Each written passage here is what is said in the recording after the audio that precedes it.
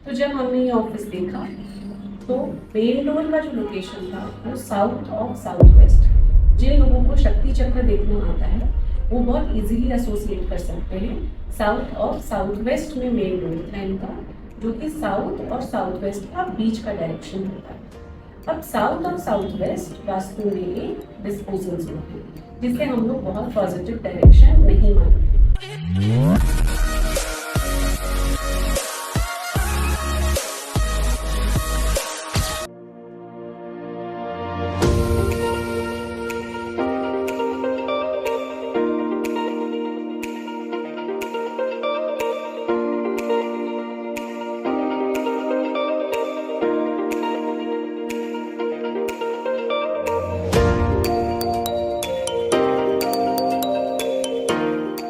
जो आप देखेंगे ये एक ऑफिस की विजिट है।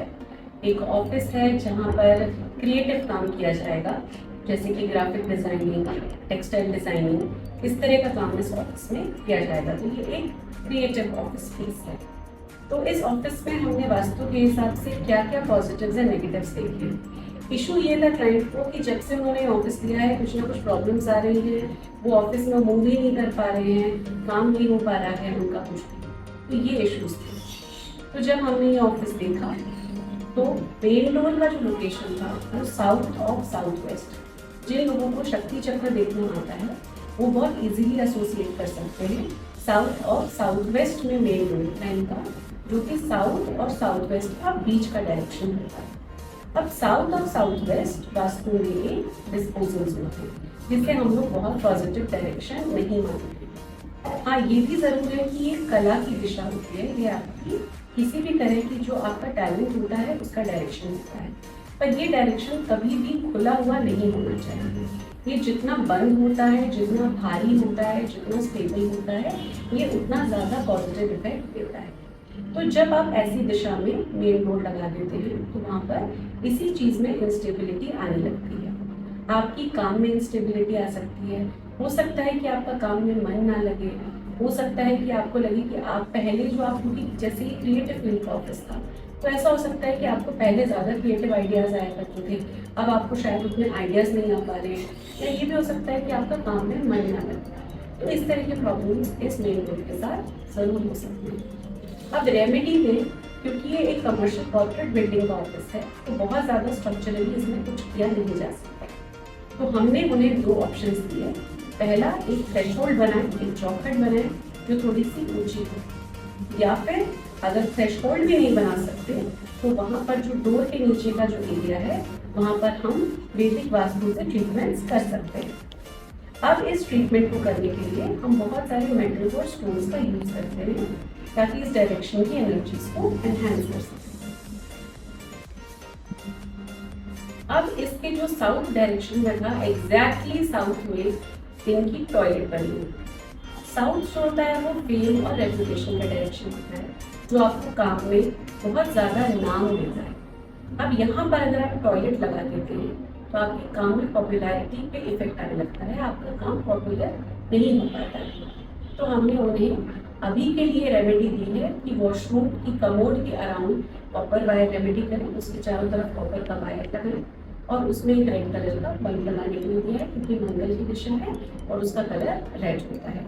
तो वहाँ पर जब आप red light, red elements add करते हैं तो उस दिशा का वास्तु दोष थोड़ा कम हो जाता है। एक चीज़ और है कि इनकी जो मेन डायरेक्शन है, नॉर्थ, साउथ, ईस्ट, वेस्ट, वो चारों कोनों में जा रही है, कॉर्नर्स में जा रही है, जिन्हें हम वास्तु में विदिशी कहते हैं।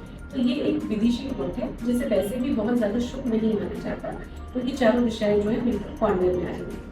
लेकिन फ्यूचर में ये साउथ में डोर बना सकते हैं। अगर पॉसिबल हुआ तो मैंने इन्हें ये सजेस्ट किया है कि ये साउथ में अपना मेन डोर बनाए। यहाँ पर मैं एक वास्तु मिथ को ब्रेक करना चाहती हूँ कि साउथ की दिशा खराब नहीं होती है, लेकिन कौन से पद में क्या चीज़ रखी है, क्या बनाया गया है, उस वॉल पे दरवाज़ा कौन से पद में बनाया गया है, ये बहुत इम्पोर्टेंट है। तो अगर आपकी साउथ वॉल है तो आप उसमें S4 या S5 पे ही मेन डोर बनाएं और वो मेन डोर आपको बहुत ज़्यादा समृद्धि देगा। तो साउथ हमेशा खराब नहीं होता। और एस्ट्रोलॉजिकली अगर आपके प्लैनेट्स के साथ ये अलाइन हो जाता है, अगर आपके मंगल के साथ ये अलाइन हो जाता है तो ये आपको बहुत सक्सेस देगा है। फिर इनके नॉर्थ में एक बहुत बड़ा कॉलम, नॉर्थ पूरा ओपन है, हर तरफ से विंडोज हैं, बट एक बहुत बड़ा कॉलम आ जाता है। तो जब आपके एग्जैक्ट नॉर्थ में कॉलम आ गया तो वेट आ गया वहाँ पर, और वो वहाँ की नेचुरल एनर्जीज को दबाएगा।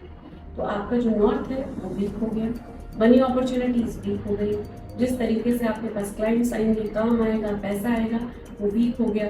हो सकता है किसी प्रोजेक्ट में आप XYZ अमाउंट एक्सपेक्ट कर रहे हो, आपको उतना अमाउंट ना मिले, उससे थोड़ा कम अमाउंट मिले, या हो सकता है आपके कोलैबोरेशंस कम हो जाए। इस तरह की प्रॉब्लम्स डेफिनेटली आ सकती हैं। तो हमने उन्हें रेमेडी में दिया है कि इस पिलर के चारों तरफ मिरर्स लगाएं, ताकि हम इसे एक तरीके से इनविजिबल कर सकें, इस कॉलम को हम इनविजिबल कर सकें। याद रखिए कि कॉलम का वेट हम नहीं हटा सकते वहाँ से, बट हम एक तरह से उस जोन को एलिवेट कर सकते हैं, और फिर आगे चल के एडवांस रेमेडीज कर सकते हैं, जिसमें हम नॉर्थ जोन का एक्टिवेशन कर सकते हैं।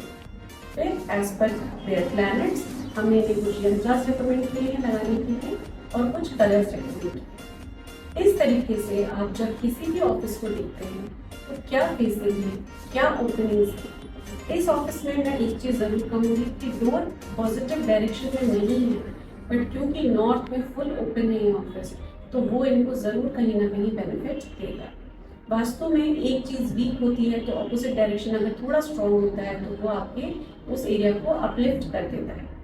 आपकी सिटिंग क्या है, जैसे कि इस ऑफिस में वो ईस्ट में बैठ रही हैं और ईस्ट को ही फेस कर रही हैं, तो इस तरह से सारी चीज़ें, आपकी सिटिंग क्या है, मेन डोर क्या है, ओपनिंग्स क्या है, किस तरह का आर्टवर्क आप यूज़ कर रहे हैं वॉल्स पे, कौन से कलर्स का यूज़ कर रहे हैं, वॉशरूम कहाँ पर है, पेंट्री कहाँ पर आप बनाएंगे, ये सारी ही चीज़ें बहुत इम्पोर्टेंट है, और इन सब का ध्यान रखते हुए किसी भी ऑफिस स्पेस का वास्तु डिज़ाइन करना चाहिए।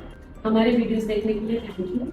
ऐसे ही जुड़े रहिए। अगर आपको ये वीडियो पसंद आए तो इसे लाइक करिए, हमारे चैनल को सब्सक्राइब करिए, और अगर आप वास्तु सीख रहे हैं तो स्पेशली आप लोगों के लिए और भी इंफॉर्मेटिव वीडियोस में लेकर आऊँगी, ताकि आप जब प्रैक्टिकली वास्तु करने जाएं तो आपको बहुत हेल्प मिले। Thank you.